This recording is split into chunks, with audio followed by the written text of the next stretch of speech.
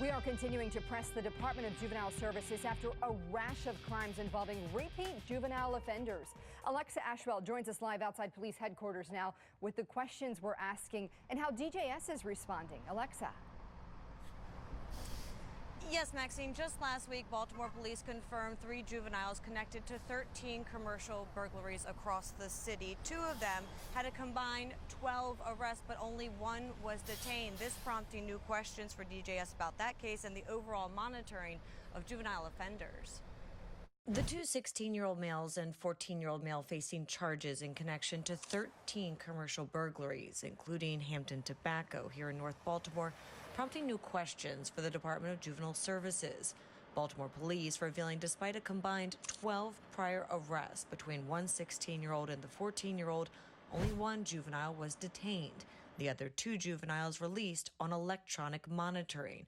Law enforcement expert Jason Johnson immediately noting his concern. When they're caught, they're released supposedly on monitoring, but whatever type of monitoring they're on, apparently they're not able to actually track their location in real time and determine whether they're complying with the conditions of their release. And something really just has to give on this system of accountability for juveniles. It's not working. Last October, Fox 45 News reported there's a difference between electronic monitoring and GPS monitoring, despite DJS never making that distinction previously.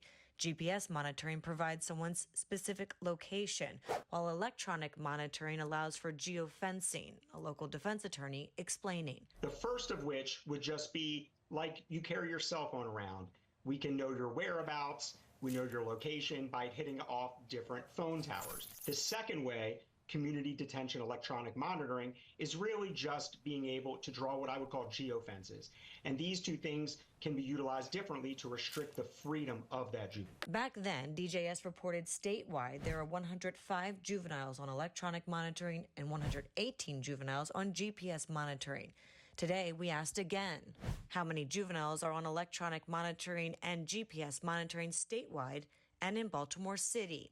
And how many juveniles are currently detained by DJS statewide and in Baltimore City? And how does this compare to this time last year?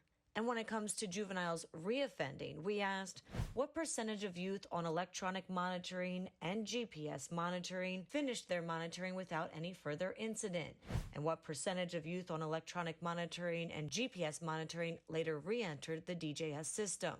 Questions that remain. One could argue there's certainly been an improvement since Vincent Schiraldi. There still doesn't seem to be any real dramatic action in favor of detaining juveniles who have been repeatedly charged with crimes, or using monitoring that is a little bit more informative.